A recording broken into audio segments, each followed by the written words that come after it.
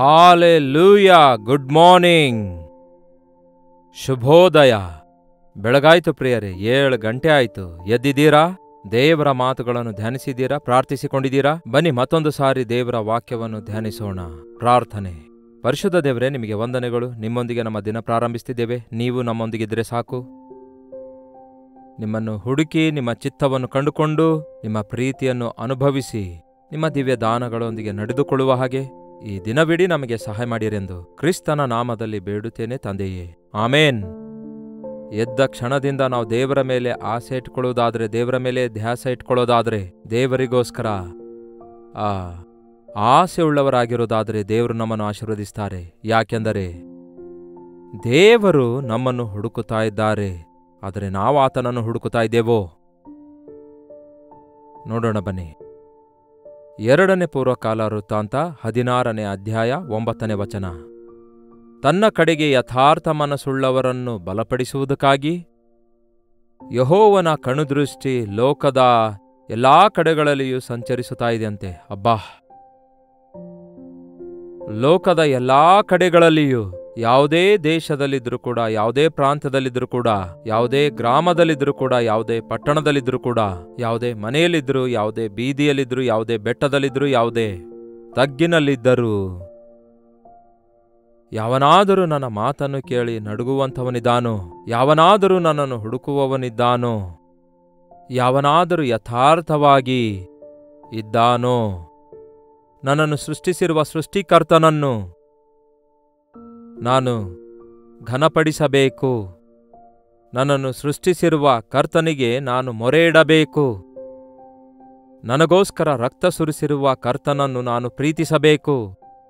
ಆತನ ಮಾತು ಕೇಳಬೇಕು ಎಂಬ ಆಸೆಯೊಂದಿಗೆ ಯಥಾರ್ಥವಾಗಿರಲು ಪ್ರಯತ್ನಿಸುವಂಥವನು ಯಾವನಾದರೂ ಇದ್ದಾನೋ? ಇಷ್ಟೊಂದು ಜನರಿದ್ದಾರೆ, ಮಿಲಿಯನ್ಸ್ ಬಿಲಿಯನ್ಸ್ನಷ್ಟು ಜನರಿದ್ದಾರಲ್ಲವೋ? ಯಾಕೆ ಎಲ್ಲರೂ ಆಶೀರ್ವದಿಸಲ್ಪಡುತ್ತಾ ಇಲ್ಲ? ಯಾಕೆ ಎಲ್ಲರೂ ದೇವರ ಪ್ರೀತಿ ಅನುಭವಿಸುತ್ತಾ ಇಲ್ಲ ಅನ್ನುತ್ತೀರೋ? ಎಲ್ಲರನ್ನೂ ದೇವರು ಪ್ರೀತಿಸ್ತಿದ್ದಾರೆ. ಅವರು ರಾಜರಾಗಿರಲಿ, ಅಧಿಕಾರಿಗಳಾಗಿರಲಿ, ಆಳಾಗಲಿ, ಯಜಮಾನಾಗಿರಲಿ, ಸಾಮಾನ್ಯರಾಗಿರಲಿ, ಯಾವುದೇ ವಯಸ್ಸಿನಲ್ಲಿರುವವರಾಗಿರಲಿ, ಯಾರೇ ಆಗಲಿ, ಸ್ತ್ರೀಯಾಗಿರಲಿ, ಪುರುಷನಾಗಿರಲಿ, ಹುಡುಗನಾಗಲಿ, ಹುಡುಗಿಯಾಗಲಿ, ಪ್ರತಿಯೊಬ್ಬರನ್ನು ದೇವರು, ಬೈಬಲ್ ಓದು ನೋಡಿರಿ, ಪ್ರತಿಯೊಬ್ಬರನ್ನು ದೇವರು ಉಪಯೋಗಿಸಿಕೊಂಡಿದ್ದಾರೆ. ಓನ್ಲಿ ಎಜುಕೇಟೆಡ್ ಅಲ್ಲ, ಓನ್ಲಿ ಟ್ಯಾಲೆಂಟೆಡ್ ಪೀಪಲ್ ಅಲ್ಲ, ಏನೋ ಕೆಲವೊಂದು ಜನ ಪ್ರತ್ಯೇಕವಾಗಿ ಸೆಲೆಕ್ಟೆಡ್ ಜನರು ಮಾತ್ರವಲ್ಲ. ಆತನು ಸೆಲೆಕ್ಟ್ ಮಾಡಿಕೊಳ್ತಿದ್ದಾನೆ ಎಲ್ಲರಲ್ಲಿ ಯಾರನ್ನು ಅನ್ನುವಾಗ, ಯಾರು ಯಥಾರ್ಥವಾಗಿರಲು ಪ್ರಯತ್ನಿಸುತ್ತಾರೋ ಅವರನ್ನು, ಕರ್ತನನ್ನು ಹುಡುಕುವವರನ್ನು. ನನ್ನನ್ನು ಹುಡುಕುವವರು ನನ್ನನ್ನು ಕಂಡುಕೊಳ್ಳುತ್ತಾರೆ. ನಾವೇನೇನೋ ಹುಡುಕುತ್ತೇವೆ. ಬೆಳಗ್ಗೆ ಎದ್ದಂದಿನಿಂದ ನಮ್ಮ ಆಸೆ ಎಷ್ಟೋ ವಿಷಯಗಳ ಮೇಲಿರುತ್ತಂತೆ. ಅದನ್ನು ಕೂಡ ಓದೋಣ ಬನ್ನಿರಿ. ಯೆರೆಮೀಯನ ಪುಸ್ತಕ 29ನೇ ಅಧ್ಯಾಯದಲ್ಲಿ ವಾಕ್ಯ ಹೇಳ್ತದೆ, ಬೆಳಗ್ಗೆ ಎದ್ದ ಕೂಡಲೇ ಕೆಲಸಕ್ಕಾಗಿ ಹುಡುಕಾಡ್ತೇವೆ, ಮನುಷ್ಯರ ಮೆಚ್ಚುಗೆಗಾಗಿ ಹುಡುಕಾಡುತ್ತೇವೆ, ಆಹಾರಕ್ಕಾಗಿ ಹುಡುಕಾಡುತ್ತೇವೆ, ಹೀಗೆ ಈ ಲೋಕದಲ್ಲಿ ಅನೇಕ ವಿಷಯಗಳನ್ನು ಹುಡುಕಾಡುತ್ತೇವೆ. ಅಡ್ರೆಸ್ಗಾಗಿ ಹುಡುಕಾಡುತ್ತೇವೆ.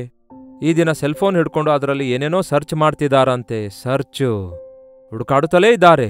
ಎದಕ್ಕೋಸ್ಕರ? ನಿಮ್ಮ ಅಪೇಕ್ಷೆಗಳು ಈಡೇರಿಸಿಕೊಂಡು, ನಿಮ್ಮ ಆಸೆಗಳನ್ನು ತೀರಿಸಿಕೊಳ್ಳುವುದಕ್ಕಾಗಿ, ನೀವು ಏನೋ ಕೆಲಸ ಮಾಡುವುದಕ್ಕಾಗಿ, ಏನೋ ಸಂಪಾದಿಸುವುದಕ್ಕಾಗಿ, ಏನೋ ಒಂದನ್ನು ಸಾಧಿಸುವುದಕ್ಕಾಗಿ ಅಷ್ಟೇ ಹೊರತು ನನ್ನನ್ನು ಸೃಷ್ಟಿಸಿರುವ ಸೃಷ್ಟಿಕರ್ತನಿದ್ದಾನೆ, ಆತನನ್ನು ಹುಡುಕಬೇಕು. ಉದಯದಲ್ಲಿ ಎದ್ದ ಕೂಡಲೇ ದೇವರ ಮೇಲೆ ನಿಮಗೆ ಆಸೆ ಇದೆಯಾ? ಕರ್ತನನ್ನು ಹುಡುಕುವವರಾಗಿ ನಾವಿರಬೇಕು. ಯೆರೆಮೀಯನ ಪುಸ್ತಕ 29ನೇ ಅಧ್ಯಾಯ 12ನೇ ವಚನ ಹೇಳುತ್ತೆ, ನೀವು ನನಗೆ ಮೊರೆ ಇಡುವಿರಿ, ನೀವು ನನ್ನನ್ನು ಪ್ರಾರ್ಥಿಸಲು ಹೋಗುವಿರಿ, ನಾನು ನಿಮ್ಮ ಮನವಿಗೆ ಕಿವಿಗೊಡೆನು. ನೀವು ನನ್ನನ್ನು ಹುಡುಕುವಿರಿ, ಮನಪೂರ್ವಕವಾಗಿ ಹುಡುಕಿದಾಗ ನನ್ನನ್ನು ಕಂಡುಕೊಳ್ಳುವಿರಿ. ಏನಂತೆ? ಕಂಡುಕೊಳ್ಳುವಿರಿ. ನನ್ನನ್ನು ನಾನೇ ನಿಮಗೆ ತೋರ್ಪಡಿಸಿಕೊಳ್ಳುವೆನು. ನನ್ನನ್ನು ಹುಡುಕುವವರು ನನ್ನನ್ನು ಪೂರ್ಣ ಹೃದಯದಿಂದ ಹುಡುಕುವುದಾದರೆ ನಾನು ಕೂಡ ನಿಮ್ಮನ್ನು ಹುಡುಕುವುದರಿಂದ ನೀವು ನನ್ನನ್ನು ಕಂಡುಕೊಳ್ತೀರಿ ಅನ್ನುತ್ತಾರೆ ದೇವರು. ಹಾಲೆಲೂಯಾ. ಕರ್ತನು ನಮ್ಮನ್ನು ಹುಡುಕುತ್ತಲೇ ಇದ್ದಾರೆ ಪ್ರಿಯರೇ. ನಾವೇನೋ ಕೆಳಗೇನೇನೋ ಹುಡುಕುತ್ತಾ ಇದ್ದೇವೆ. ಯಾವತ್ತೂ ನಾವು ಆತನ ಕಡೆಗೆ ನೋಡ್ಲಿಕ್ಕಾಗುತ್ತಾ ಇಲ್ಲ. ನಮ್ಮನ್ನು ಹುಡುಕುವ ಕರ್ತನ ಕಡೆಗೆ ನಾವು ನೋಡಿದ ಮರುಕ್ಷಣವೇ ಆತನ ಮೆಚ್ಚುಗೆಯನ್ನು, ಆತನ ಮೇಲನ್ನು, ಆತನ ದರ್ಶನವನ್ನು ನಾವು ಹೊಂದಿಕೊಳ್ಳುತ್ತೇವೆ. ಜಕ್ಕಾಯನೆಂಬ ಒಬ್ಬ ಮನುಷ್ಯನು ಯೆರಿಕೋವಿನಲ್ಲಿದ್ದ. ಯೇಸು ಯಾರೆಂದು ನೋಡಬೇಕೆಂದಪೇಕ್ಷಿಸಿದನಂತೆ. ಕುಳ್ಳನಾಗಿರುವುದರಿಂದ ಜನಸಮೂಹ ಅಧಿಕವಾಗಿರೋದ್ರಿಂದ ನೋಡ್ಲಿಕ್ಕಾಗಲ್ಲ ಎಂದು ನೆಪ ಹೇಳಲಿಲ್ಲ. ಆದರೆ ಬುದ್ಧಿ ಉಪಯೋಗಿಸಿ ಒಂದು ಮರವನ್ನು ಹತ್ತಿ ಆ ಜನಸಮೂಹದಲ್ಲಿ ನಡೆದು ಬರುತ್ತಿರುವ ಯೇಸುವನ್ನು ನೋಡಬೇಕೆಂದು ಮೇಲಿನಿಂದ ಕಣ್ಣನ್ನು ತೆರೆದು ಕೆಳಗೆ ನೋಡುತ್ತಾ ಇದ್ದ. ಅವನು ಯೇಸುವನ್ನು ಹುಡುಕುತ್ತಾ ಇರುವುದರಿಂದ ಅವನು ಆ ಮರದ ಮೇಲಿರುವ ವಿಷಯವನ್ನು ಯೇಸುವಿಗೆ ಯಾರೊಬ್ಬರೂ ಹೇಳಲಿಲ್ಲ. ಆದರೆ ಅವನ ಹೆಸರನ್ನು ಯಾರೂ ಯೇಸುವಿಗೆ ಪರಿಚಯಿಸಲಿಲ್ಲ. ಆದರೆ ಆ ಮರದ ಕೆಳಗೆ ಬಂದ ಕೂಡಲೇ ಯೇಸು ತಲೆ ಎತ್ತಿ ನೋಡಿ, ನನ್ನನ್ನು ಹುಡುಕುತ್ತಾ ಇದ್ದೀಯಾ ಜಕ್ಕಾಯ? ನಿನ್ನನ್ನೇ ನಾನು ಎಂದಿನಿಂದಲೂ ಹುಡುಕುತ್ತಾ ಇದ್ದೇನೆ. ಈ ದಿನ ನಿನ್ನನ್ನು ನಾನು ಕಂಡುಕೊಂಡಿದ್ದೇನೆ. ಜಕ್ಕಾಯನೇ, ತಟ್ಟನೆ ಇಳಿದು ಬಾ, ನಾನು ನಿನ್ನ ಮನೆಯಲ್ಲಿ ಉಳಿದುಕೊಳ್ಳಬೇಕಾಗಿದೆ ಎಂದು ಯೇಸು ಹೇಳಿದಾಗ, ಯೇಸು ಅವನನ್ನು ನೋಡಿದಾಗ ಜಕ್ಕಾಯನ ಮನಸ್ಸೊಳಗೆ ಮಾರ್ಪಟ್ಟಿರೋದ್ರಿಂದ ಸಂತೋಷದಿಂದ ಯೇಸುವನ್ನು ಬರಮಾಡಿಕೊಳ್ತಾನೆ ಮತ್ತು ಅವನ ಮನೆಗೆ ರಕ್ಷಣೆ ಉಂಟಾಯಿತು ಎಂದು ಯೇಸು ಹೇಳುತ್ತಾರೆ. ಹಾಗರಳು ಸಾರಳು ಶ್ರಮೆಪಡಿಸಿದಳೆಂದು ಓಡಿ ಹೋಗಿದಾಗ ಆ ಮರುಳು ಕಾಡಿನಲ್ಲಿ ಆಕೆ ಅಳುತ್ತಾಳೆ. ಅಳುತ್ತಾ ಮೊರೆ ಇಟ್ಟಾಗ ದೇವರು ಆಕೆಗೆ ದರ್ಶನ ಕೊಟ್ಟು ಅದ್ಭುತವಾಗಿ ನೀರಿನ ಬುಗ್ಗೆಯನ್ನು ಬರಮಾಡಿ ಆಕೆಯ ಮಗನ ದಾಹವನ್ನು ತೀರಿಸಿದಾಗ ಆಕೆ ಹೇಳಿದೇನು ಗೊತ್ತಾ? ನನ್ನನ್ನು ನೋಡುವಾತನನ್ನು ನಾನು ನೋಡಿದೆನು, ನನ್ನನ್ನು ನೋಡಿದಾತನನ್ನು ನಾನು ನೋಡಿದೆನು ಅನ್ನುತ್ತಾಳೆ. ಆಕೆ ಒಬ್ಬ ಅನ್ಯಳಾಗಿದ್ದಳು. ಆದರೆ ಕರ್ತನಿಗೆ ಅವಳು ಮೊರೆ ಇಡುತ್ತಾಳೆ. ಆಕೆಯ ಕಣ್ಣೀರನ್ನು ನೋಡಿದ ಕರ್ತನು ಪ್ರತ್ಯಕ್ಷನಾದಾಗ ನೋಡುತ್ತಾಳೆ. ಆಕೆಯನ್ನು ನೋಡಿದ ದೇವರನ್ನೇ ನೋಡುತ್ತಾಳೆ. ನೀವು ರೋಧನೆಗೊಳಗಾದಾಗ, ವೇದನೆಗೊಳಗಾದಾಗ, ನೀವು ಕೊರತೆಯಲ್ಲಿರುವಾಗ, ಕಷ್ಟದಲ್ಲಿರುವಾಗ, ನಿಮ್ಮ ಮಕ್ಕಳ ಕುರಿತು ನೀವು ಅಳುತ್ತಿರುವಾಗ, ನಿಮ್ಮ ಸಮಸ್ಯೆಗಳಿಗೆ ಒಳಗಾಗಿ ನೀವು ಒದ್ದಾಡುತ್ತಾ ಇರುವಾಗ, ನಿಮ್ಮ ವ್ಯಾಧಿಯಲ್ಲಿ ನೀವು ನರಳಾಡುತ್ತಾ ಇರುವಾಗ ಕರ್ತನು ನಿಮ್ಮನ್ನು ದೃಷ್ಟಿಸಿ ನೋಡ್ತಾ ಇದ್ದಾರೆ. ನಿಮ್ಮನ್ನು ಸ್ವಸ್ಥಪಡಿಸುವುದಕ್ಕಾಗಿ, ನಿಮ್ಮ ಕಣ್ಣೀರನ್ನು ಒರೆಸುವುದಕ್ಕಾಗಿ, ನಿಮ್ಮ ಪ್ರಾರ್ಥನೆಗೆ ಉತ್ತರ ಕೊಡಬೇಕೆಂದು, ನಿಮ್ಮ ಶ್ರಮೆಗಳಿಂದ ನಿಮ್ಮನ್ನು ಹೊರತರಬೇಕೆಂದು ದೇವರು ನೋಡ್ತಿದ್ದಾರೆ. ಆದರೆ ನೀವು ದೇವರನ್ನು ನೋಡದೆ, ದೇವರಿಗೆ ಮೊರೆ ಇಡದೆ ವೈದ್ಯರನ್ನು ನಂಬುತ್ತಾ ಇದ್ದೀರಿ. ನಿಮ್ಮ ದುಃಖದಲ್ಲಿ ಮುಳುಗಿ ಹೋಗಿ ನಿಮ್ಮೊಳಗೆ ನೀವೇ ಕೊರಗುತ್ತಾ ಇದ್ದೀರೇ ಹೊರತು ನನ್ನನ್ನು ಸ್ವಸ್ಥಪಡಿಸುವ ದೇವರಿದ್ದಾರೆ, ನನ್ನ ಮೊರೆಲಾಲಿಸುವಂತಹ ಕರ್ತನಿದ್ದಾರೆ, ನನಗೋಸ್ಕರ ರಕ್ತ ಸುರಿಸಿರುವ ಯೇಸು ನನಗಿದ್ದಾರೆ ಎಂಬ ಆಲೋಚನೆ ನಿಮಗೆ ಬರುವುದಾದರೆ ಅದ್ಭುತಗಳನ್ನು ನಿಮ್ಮ ಜೀವಿತದಲ್ಲಿ ನೀವು ನೋಡ್ತೀರಿ. ಯಥಾರ್ಥವಾಗಿ ದೇವರನ್ನು ಹುಡುಕುವವರು ಧನ್ಯರು. ದೇವರು ಸಾಧ್ಯವಾದರೆ ಸ್ವಸ್ಥಪಡಿಸಲಿ, ಇಲ್ಲವಾದರೆ ಬಿಡಲಿ ಎಂಬ ಆಲೋಚನೆಯಲ್ಲಿ ಈ ದಿನ ಬಹಳಷ್ಟು ಜನ ಇದ್ದಾರೆ. ದೇವರು ಆಶೀರ್ವದಿಸಿದರೆ ಆಶೀರ್ವದಿಸಲಿ, ಇಲ್ಲವಾದರೆ ಬಿಡಲಿ. ನನಗೆ ಬೇಕಾದ ಸೀಟ್ ದೇವ್ರು ಕೊಡಿಸಿದ್ರೆ ಒಳ್ಳೇದು, ಇಲ್ಲವಾದರೆ ಲಂಚ ಕೊಟ್ಟು ತೆಗೆದುಕೊಳ್ತೇನೆ ಅನ್ನುತ್ತಾರಲ್ಲವೇ. ದೇವ್ರು ಮಾಡಿದ್ರೆ ಒಳ್ಳೇದು, ಇಲ್ಲವಾದರೆ ಅನದರ್ ಪ್ಲಾನ್ ಬಿ ಇದೆ ನನಗೆ ಅನ್ನುವಂತೆ ಈ ದಿನ ಬಹಳಷ್ಟು ಜನ ಹಾಗೆ ಅಂದುಕೊಳ್ತಾ ಇರೋದ್ರಿಂದ ಯಾವ ಕಾರ್ಯ ಆಗ್ತಾ ಇಲ್ಲ. ಹೃದಯದಲ್ಲಿ ಯಥಾರ್ಥತೆಯಲ್ಲಿದೆ ಹೇಳಿ, ದೇವರೇ ನೀವೇ ನನಗೆ ದಿಕ್ಕು, ನೀವೇ ನನಗೆ ಗತಿ, ನೀವೇ ಈ ಕಾರ್ಯ ಮಾಡಿರಿ, ಈ ಕಾರ್ಯ ಮಾಡಿದ್ರು ಮಾಡದಿದ್ರು ನೀವೇ ನನ್ನ ದೇವರು ಅಂತ ಹೇಳಿ ನೋಡಿರಿ. ನಿಮ್ಮನ್ನು ಆತನು ಬಲಪಡಿಸುತ್ತಾರೆ, ನಿಮ್ಮ ಕಣ್ಣೀರನ್ನು ಒರೆಸುತ್ತಾರೆ, ನಿಮ್ಮ ಹೃದಯದ ಆಸೆಯನ್ನು ತೀರಿಸುತ್ತಾರೆ. ಇದು ಇಲ್ಲದಿದ್ದರೆ ಅದು ಅನ್ನುವಾಗ ನೀವು ಅಸಂಪೂರ್ಣತೆಯಲ್ಲಿ, ನೀವು ಕಪಟರಾಗಿ ದೇವರ ಬಳಿಗೆ ಹೋಗಿ ಬೇಡಿಕೊಳ್ಳುವುದರಿಂದ ಯಾವ ಉತ್ತರ ನಿಮಗೆ ಬರೋದಿಲ್ಲ ಪ್ರಿಯರೇ. ನಂಬಿಕೆಯಿಂದಲೇ ಬೇಡಿಕೊಳ್ಳಬೇಕು. ಅಪನಂಬಿಕೆಯಿಂದ ಬೇಡಿಕೊಳ್ಳುವವರಿಗೆ ಏನು ದೊರಕುವುದಿಲ್ಲ ಎಂದು ದೇವರು ಹೇಳಿದ್ದಾರೆ. ನಿಮ್ಮ ಜೀವಿತದಲ್ಲಿ ಯಾವ ವಿಷಯದಲ್ಲಿ ನೀವು ಇನ್ನೂ ಒದ್ದಾಡುತ್ತಾ ಇದ್ದೀರಿ? ಯಾವ ವಿಷಯದಲ್ಲಿ ನೀವು ಎರಡು ಮನಸ್ಸುಳ್ಳವರಾಗಿದ್ದೀರಿ? ಯಾಕೆ ಪೂರ್ಣವಾಗಿ ದೇವರ ಮೇಲೆ ನಂಬಿಕೆ ಇಡಲಿಕ್ಕಾಗ್ತಾ ಇಲ್ಲ? ದೇವರಲ್ಲಿ ಯಥಾರ್ಥರಾಗಿರುವುದಕ್ಕಾಗಿ ಯಾಕೆ ಆಸೆ ಪಡುತ್ತಾ ಇಲ್ಲ? ಯಥಾರ್ಥರನ್ನು ಬಲಪಡಿಸುವುದಕ್ಕಾಗಿ ಯೆಹೋವನ ಕಣ್ಣುದೃಷ್ಟಿ ಭೂಲೋಕವೆಲ್ಲ ಸಂಚರಿಸುತ್ತಾ ಇದೆಯಂತೆ. ನನ್ನ ಮಾತು ಕೇಳಿ ನಡುಗುವವನು ಯಾರಾದರೂ ಇದ್ದಾರೋ? ಯಥಾರ್ಥನಾಗಿರಲು ಪ್ರಯತ್ನಿಸುವಂಥವನಿದ್ದಾನೋ ಎಂದು ಇನ್ನೊಂದು ಕಡೆ ಬೈಬಲ್ನಲ್ಲಿದೆ. ನೀವು ಯಥಾರ್ಥವಾಗಿರಲಿಕ್ಕಾಗದಿದ್ದರೂ ಇರಬೇಕು ಎಂಬ ಆಸೆ ನಿಮ್ಮಲ್ಲಿರುವುದಾದರೆ ಇರುವಂತೆ ಸಹಾಯ ಮಾಡುವ ದೇವರು ನಮಗಿದ್ದಾರೆ. ಅಯ್ಯೋ, ನಾನು ತಪ್ಪು ಮಾಡ್ತಿದ್ದೇನೆ, ಇದನ್ನು ಮಾಡಬಾರದು, ನನಗೆ ಬಿಡುಗಡೆ ಬೇಕೆಂದು ಬೇಡಿಕೊಳ್ಳ್ರಿ. ನನ್ನ ಮನಸ್ಸಿನಲ್ಲಿ ದೇವರೇ ದ್ವಿಮನಸ್ಸಿದೆ, ವೇಷಧಾರಣೆ ಇದೆ, ನನಗೆ ಬಿಡುಗಡೆ ಕೊಡಿರಿ ಎಂದು ಮೊರೆ ಇಟ್ಟು ನೋಡಿರಿ. ನಿಮ್ಮ ಸ್ಥಿತಿಯನ್ನು ದೇವರ ಮುಂದೆ ಇದ್ದದ್ದನ್ನು ಇದ್ದ ಹಾಗೆ ಒಪ್ಪಿಕೊಳ್ಳಿರಿ. ಯಥಾರ್ಥರಾಗಿ ಇರುವುದಂದರೆ ತಪ್ಪು ಮಾಡಲಾರದೆ ಇರುವಂಥದ್ದಲ್ಲ, ಆದರೆ ಇದ್ದದ್ದನ್ನು ಇದ್ದ ಹಾಗೆಯೇ ಇರುವಂಥದ್ದಾಗಿದೆ. ನಟನೆ, ವೇಷಧಾರಣೆ ದೇವರಿಗೆ ಅಸಹ್ಯ. ವೇಷಧಾರಿಗಳನ್ನು ಆತನು ಎಂದಿಗೂ ಸಹಿಸುವುದಿಲ್ಲ. ಎಷ್ಟೇ ಘೋರ ಪಾಪಿಯಾಗಿದ್ರೂ ಕ್ಷಮಿಸುತ್ತಾರೆ. ಯೇಸು ಕ್ರಿಸ್ತನು ಈ ಲೋಕದಲ್ಲಿರುವಾಗ ಕಳ್ಳರನ್ನು, ಕೊಲೆಗಾರರನ್ನು, ವ್ಯಭಿಚಾರಿಗಳನ್ನು, ವೇಶ್ಯರನ್ನು ಕೂಡ ಕ್ಷಮಿಸಿದ್ದಾರೆ. ಅವರು ರಕ್ಷಣೆ ಹೊಂದಿದ್ದಾರೆ. ಆದರೆ ವೇಷಧಾರಿಗಳಾಗಿರುವವರಿಗೆ ರಕ್ಷಣೆ ದೊರಕಲಿಲ್ಲ. ಸರ್ಪ ಸಂತಾನವಾಗಿ ವೇಷಧಾರಿಗಳಾಗಿ ಆ ಕಾಲದ ಫರಿಸಾಯರು, ಶಾಸ್ತ್ರಿಗಳು ಭಕ್ತಿವಂತರಂತೆ ಪ್ರವರ್ತಿಸಿದ್ರು, ಆದರೆ ಅದರ ಶಕ್ತಿಯನ್ನು ಅರಿಯಲಾರದವರಾಗಿದ್ರು. ಸುಣ್ಣ ಹಚ್ಚಿದ ಸಮಾಧಿಯಂತೆ ಅವರು ಬಿಳಿ ವಸ್ತ್ರ ಧರಿಸಿದ್ರು, ಆದರೆ ಅವರ ಅಂತರಂಗದಲ್ಲಿ ಹೊಟ್ಟೆಕಿಚ್ಚು, ಅಸೂಯೆ, ದ್ವೇಷ, ಅಹಂಕಾರ ಅವರ ಜೀವಿತದಲ್ಲಿತ್ತು. ನಿಮ್ಮ ಜೀವಿತದಲ್ಲಿ, ನಿಮ್ಮ ಹೃದಯದಲ್ಲಿ ಪೂರ್ಣ ಮನಸ್ಸಿನಿಂದ ಕುಗ್ಗಿದ ಹೃದಯದೊಂದಿಗೆ ದೇವರನ್ನು ಹುಡುಕುವುದಾದರೆ ಆತನು ನಿಮ್ಮ ಕಡೆಗೆ ದೃಷ್ಟಿಸುತ್ತಾ ಇರೋದ್ರಿಂದ ನಿಮಗೆ ದೊರಕುತ್ತಾರೆ. ನಿಮ್ಮನ್ನು ದಿವ್ಯದಾನಗಳಿಂದ ಆಶೀರ್ವದಿಸುತ್ತಾರೆ, ನಿಮ್ಮನ್ನು ಆದರಿಸುತ್ತಾರೆ. ಈ ದಿನದಿಂದ ಯಥಾರ್ಥರಾಗಿರುವುದನ್ನು ಕಲಿತುಕೊಳ್ಳಿರಿ. ಮುಖ್ಯವಾಗಿ ದೇವರ ಸನ್ನಿಧಿಗೆ, ಆಲಯಕ್ಕೆ ಹೋದಾಗ, ಪ್ರಾರ್ಥನೆಗಾಗಿ ಮೊಳಕಾಲೂರಿದಾಗ ಮೊದಲು ಬೇರೆ ಯಾರಿಗೋಸ್ಕರವೋ ನೀವು ಪ್ರಾರ್ಥನೆ ಮಾಡುವುದು ಮುಖ್ಯವಲ್ಲ. ಆದರೆ ನಿಮ್ಮ ಹೃದಯವನ್ನು ಪರಿಶೀಲಿಸಿಕೊಂಡು ನಿಮ್ಮ ತಪ್ಪು ಒಪ್ಪಿಕೊಳ್ಳುವುದಾದರೆ ಆತನ ಮುಖಕಾಂತಿಯಲ್ಲಿ ನಿಮ್ಮ ಲೋಪಗಳೆಲ್ಲ ಕಾಣಿಸಿಕೊಳ್ಳುತ್ತವೆ. ಆ ಸುಂಕದವನು ದೇವಾಲಯಕ್ಕೆ ಹೋದಾಗ ಆಕಾಶದ ಕಡೆಗೆ ಕಣ್ಣೆತ್ತಲು ಧೈರ್ಯ ಸಾಲದೆ ಎದೆಬಡ್ಕೊಳ್ತಾ ಒಂದು ಚಿಕ್ಕ ಪ್ರಾರ್ಥನೆ ಮಾಡುತ್ತಾನೆ. ಪಾಪಿಯಾದ ನನ್ನನ್ನು ಕರುಣಿಸು ಅನ್ನುತ್ತಾನೆ. ಕೊನೆಗೆ ನೀತಿವಂತನೆಂದು ನಿರ್ಣಯಿಸಲ್ಪಟ್ಟನೆಂದು ಬೈಬಲ್ ಹೇಳ್ತದೆ.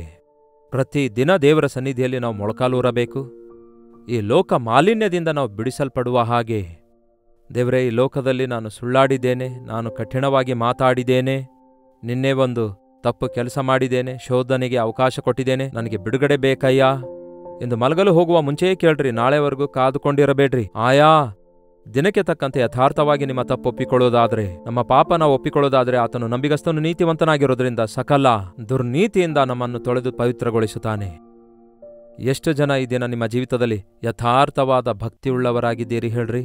ವೇಷಧಾರಣೆಯ ಭಕ್ತಿ, ಆಚಾರದ ಭಕ್ತಿ, ಅಭ್ಯಾಸದ ಭಕ್ತಿ ಯಾವ ಪ್ರಯೋಜನಕ್ಕೂ ಬರುವುದಿಲ್ಲ, ನಮಗೆ ಶಕ್ತಿ ಕೊಡುವುದಿಲ್ಲ. ನಮ್ಮನ್ನು ಬಂಡೆಯಂತಹ ಹೃದಯವುಳ್ಳವರನ್ನಾಗಿ ಮಾಡಿ, ಮನಸಾಕ್ಷಿ ಇಲ್ಲದವರನ್ನಾಗಿ ಮಾಡಿ, ನಮಗೆ ಎಂಥದೇ ಪ್ರಯೋಜನವಿಲ್ಲದ ಸ್ಥಿತಿಗೆ ನಮ್ಮನ್ನು ಬೀಳಿಸುವಂಥದ್ದಾಗಿರುತ್ತೆ.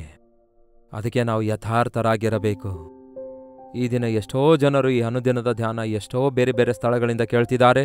ನೀವು ಕೇಳ್ತಾ ಇರುವಾಗ ಎಂತಹ ಆಸೆಯೊಂದಿಗೆ, ಆಲೋಚನೆಯೊಂದಿಗೆ ಕೇಳ್ತಾ ಇದ್ದೀರೆಂದು ನನಗೆ ಗೊತ್ತಿಲ್ಲ. ಆದರೆ ನಿಮ್ಮಲ್ಲಿ ಎಷ್ಟು ಜನ ಹೌದು ದೇವರು ನನ್ನೊಂದಿಗೆ ಮಾತಾಡ್ತಿದ್ದಾರೆ, ನನ್ನ ಸ್ಥಿತಿ ಇರೋದೇ ಹೀಗೆ, ದೇವರೇ ನನ್ನನ್ನು ಕ್ಷಮಿಸಿರಿ ಎಂಬುದಾಗಿ ನಿಮ್ಮನ್ನು ನೀವು ಪರಿಶೀಲಿಸಿಕೊಳ್ಳುತ್ತಾ ಪ್ರಾರ್ಥಿಸುತ್ತಾ ಇದೇ ಸಮಯದಲ್ಲಿ ದೇವರ ವಾಕ್ಯ ಕೇಳ್ತಿರುವುದಾದರೆ ನಿಮ್ಮನ್ನು ದೇವರು ನೋಡುತ್ತಾ ಇದ್ದಾರೆ.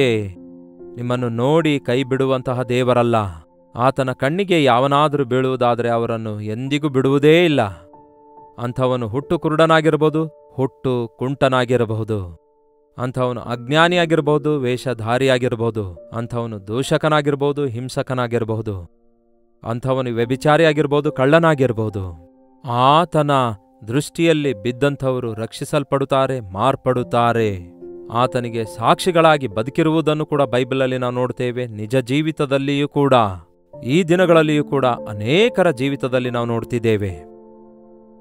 ನಿಮ್ಮನ್ನು ಆತನು ನೋಡ್ತಿದ್ದಾನೆ, ನೀವು ಆತನನ್ನು ನೋಡ್ತಾ ಇದ್ದೀರಾ? ನಿಮ್ಮನ್ನು ಬಲಪಡಿಸಬೇಕೆಂದು ದೇವರು ಆಶಿಸುತ್ತಿದ್ದಾರೆ. ನೀವು ಆತನಿಗಾಗಿ ಕಾದುಕೊಂಡಿದ್ದೀರಾ? ನೀವು ನನಗೆ ಮೊರೆ ಇಡುವಿರಿ, ನನಗೆ ಪ್ರಾರ್ಥನೆ ಮಾಡಲು ಹೋಗುವಿರಿ, ನಾನು ನಿಮ್ಮ ಮನವಿಯನ್ನು ಲಾಲಿಸುವೆನು. ನನಗೆ ಮೊರೆಯಿಟ್ಟು ಪ್ರಾರ್ಥಿಸುತ್ತಾ ಇರುವುದಾದರೆ ನಾನು ನಿಮ್ಮ ಮನವಿಯನ್ನು ಲಾಲಿಸುತ್ತೇನೆ. ನೀವು ನನ್ನನ್ನು ಹುಡುಕುವುದಾದರೆ ಪೂರ್ಣ ಮನಸ್ಸಿನಿಂದ ನನ್ನ ಕುರಿತು ವಿಚಾರಣೆ ಮಾಡಿ ಹುಡುಕುವುದಾದರೆ ನೀವು ನನ್ನನ್ನು ಕಂಡುಕೊಳ್ಳುವಿರಿ. ನನ್ನನ್ನು ನಾನೇ ನಿಮಗೆ ತೋರ್ಪಡಿಸಿಕೊಳ್ಳುವೆನು. ಇದೇ ಯೆಹೋವನ ನುಡಿ. ನನ್ನನ್ನು ನಾನು ನಿಮಗೆ ತೋರ್ಪಡಿಸಿಕೊಳ್ಳುವೆನು. ಹಲ್ಲೆಲೂಯಾ. ಆತನು ತನ್ನನ್ನು ತಾನು ನಮಗೆ ಬಯಲುಪಡಿಸಿಕೊಳ್ಳುವಾಗ, ತೋರ್ಪಡಿಸಿಕೊಂಡಾಗ ನಮ್ಮ ಬದುಕಿನಲ್ಲಿ ಒಂದು ದೊಡ್ಡ ಮಾರ್ಪಡುವಿಕೆ ಉಂಟಾಗುತ್ತೆ. ಅದೇ ರೀತಿ ಆತನು ತನ್ನನ್ನು ತಾನು ಪೌಲನಿಗೆ ತೋರ್ಪಡಿಸಿಕೊಂಡನಲ್ಲವೇ? ಸೌಲನೇ ಸೌಲನೇ, ನೀನ್ಯಾಕೆ ನನ್ನನ್ನು ಹಿಂಸೆಪಡಿಸುತ್ತಾ ಇದೆಯೆಂದು ದೇವರು ಸೌಲನಿಗೆ ತೋರ್ಪಡಿಸಿಕೊಂಡಾಗ ಅವನು ಪೌಲನಾಗಿ ಮಾರ್ಪಟ್ಟ. ಕೊನೆಗೆ ದೊಡ್ಡ ದೈವ ಸೇವಕನಾದಂತೆ ದೇವರು ನಿಮ್ಮನ್ನು ದೊಡ್ಡ ವ್ಯಕ್ತಿಯನ್ನಾಗಿ, ತನ್ನ ಸಾಕ್ಷಿಯನ್ನಾಗಿ ಮಾಡಬೇಕೆಂದು ಬಯಸುತ್ತಿದ್ದಾರೆ. ಬನ್ನಿ ಪ್ರಾರ್ಥಿಸೋಣ. ಪರಿಶುದ್ಧ ದೇವರೇ, ನಿಮಗೆ ವಂದನೆಗಳು. ಯಾರ್ಯಾರು ಯಾವ್ಯಾವ ಸ್ಥಳದಿಂದ ಈ ಮಾತುಗಳನ್ನು ಕೇಳ್ತಿದ್ದಾರೋ, ಎಂತಹ ಹೃದಯದಿಂದ, ಎಂತಹ ಮನಸ್ಸಿನಿಂದ ಈ ವಾಕ್ಯ ಕೇಳ್ತಿದ್ದಾರೆಂದು ಯಾರ್ಯಾರು ಯಥಾರ್ಥ ಮನಸ್ಸಿನಿಂದ ಕೇಳ್ತಿದ್ದಾರೋ ಅಂಥವರೆಲ್ಲ ನಿಮ್ಮ ಕಣ್ಣದೃಷ್ಟಿಯಲ್ಲಿದ್ದಾರೆ. ನೀವೇ ಅವರನ್ನು ಕಂಡುಕೊಂಡಿದ್ದಕ್ಕಾಗಿ ನಿಮಗೆ ವಂದನೆಗಳನ್ನು ಸಲ್ಲಿಸುತ್ತೇವೆ. ನಿಮ್ಮನ್ನು ಕಂಡುಕೊಂಡ ನಾವು ಧನ್ಯರಾಗಿರೋದ್ರಿಂದ ನಿಮಗೆ ಸ್ತುತಿ ಸಲ್ಲಿಸುತ್ತೇನೆ ದೇವರೇ. ನಿಮ್ಮ ದೊಡ್ಡ ಪ್ರಣಾಳಿಕೆಗಳನ್ನು ಅರಿತುಕೊಳ್ಳುವ ಹಾಗೆ, ನಿಮ್ಮ ಸನ್ನಿಧಿಯಲ್ಲಿ ನೀವು ಕೊಡುವ ರಕ್ಷಣೆಯನ್ನು ಹೊಂದಿಕೊಳ್ಳುವ ಹಾಗೆ, ನಿಮ್ಮ ಸಾರೂಪ್ಯಕ್ಕೆ ನಾವು ಮಾರ್ಪಡಲ್ಪಡುವ ಹಾಗೆ ಯೇಸುವನ್ನೇ ದೃಷ್ಟಿಸುವ ಕಣ್ಣುಗಳನ್ನು ದಯಪಾಲಿಸಿರಿ. ಒಂದು ದಿನ 1 ಗಂಟೆ ಅಲ್ಲದೆ ಯೇಸುವನ್ನೇ ನೋಡುತ್ತಾ ನಮ್ಮ ಮುಂದೆ ಇರುವ ಓಟದಲ್ಲಿ ತಾಳ್ಮೆಯಿಂದ ಓಡುತ್ತಾ ನಿಮ್ಮ ರಾಜ್ಯಕ್ಕೆ ಸೇರುವವರೆಗೂ ನಿಮ್ಮ ಸಾಕ್ಷಿಗಳಾಗಿರುವ ಹಾಗೆ ನಮ್ಮಲ್ಲಿ ಪ್ರತಿಯೊಬ್ಬರಿಗೂ ಸಹಾಯ ಮಾಡಿರಿ ಎಂದು ಕ್ರಿಸ್ತನ ನಾಮದಲ್ಲಿ ಬೇಡುತ್ತೇನೆ ತಂದೆಯೇ, ಆಮೇನ್. ತಂದೆಯಾದ ದೇವರ ಪ್ರೀತಿಯೂ ಮಗನಾಗಿರುವ ಕ್ರಿಸ್ತನ ಕೃಪೆಯೂ ಆದರಣೆ ಕರ್ತನಾದ ಪವಿತ್ರಾತ್ಮನ ಸಹವಾಸವು ಕೂಡಿ ಬಂದಿರುವ ನಮ್ಮೆಲ್ಲರ ಸಂಗಡ ಇಂದಿಗೂ ಸದಾ ಕಾಲಕ್ಕೂ ನೆಲೆಯಾಗಿರಲಿ. ಆಮೇನ್. ದೇವರಿಗೆ ಸ್ತೋತ್ರ. ನಿಮ್ಮ ಪ್ರಾರ್ಥನಾ ಮನವಿಗಳನ್ನು 8939731313 ನಂಬರ್ಗೆ, ಇತರ ದೇಶದಿಂದಲೂ ಸಹ ವೀಕ್ಷಿಸುವುದಾದರೆ ಕೊಡಲ್ಪಟ್ಟ ಇದೇ ನಂಬರ್ಗೆ ಮೇಲಿಂದ ಮೇಲೆ ಒಂದು ಟೆಕ್ಸ್ಟ್ ಇಲ್ಲವೇ ವಾಯ್ಸ್ ಮೆಸೇಜ್ ಮೂಲಕ ತಿಳಿಯಪಡಿಸಿರಿ. ನಾವು ಆಯಾ ಸಮಯಕ್ಕೆ ತಕ್ಕಂತೆ ಪರಿಶೀಲಿಸಿ ಪ್ರಾರ್ಥನೆ ಮಾಡ್ತಿದ್ದೇವೆ. ನೀವು ಕೂಡ ಪ್ರಾರ್ಥಿಸಿರಿ, ದೇವರು ತಪ್ಪದೇ ಉತ್ತರಿಸ್ತಾರೆ. Doctor Jayapal Kannada YouTube channel ಅನ್ನು ಲೈಕ್ ಮಾಡಿರಿ, ಶೇರ್ ಮಾಡಿರಿ. ನಿಮ್ಮ ಹೆಸರು ಕಾಮೆಂಟ್ ಸೆಕ್ಷನ್ ನಲ್ಲಿ ಬಂದು ಟೈಪ್ ಮಾಡುವುದನ್ನು ಮರೆಯಬೇಡಿ. ಕರ್ತನ ಚಿತ್ತವಿರುವುದಾದರೆ ಮತ್ತೆ ನಾಳೆ ಬೆಳಗ್ಗೆ ಇದೇ ಅನುದಿನದ ಧ್ಯಾನ ಎಂಬ ಕಾರ್ಯಕ್ರಮದಲ್ಲಿ ಮತ್ತೆ ಭೇಟಿಯಾಗೋಣ. ಅಲ್ಲಿವರೆಗೂ ದೇವರ ಮಹಾಕೃಪೆ ನಿಮ್ಮೆಲ್ಲರೊಂದಿಗಿರಲಿ.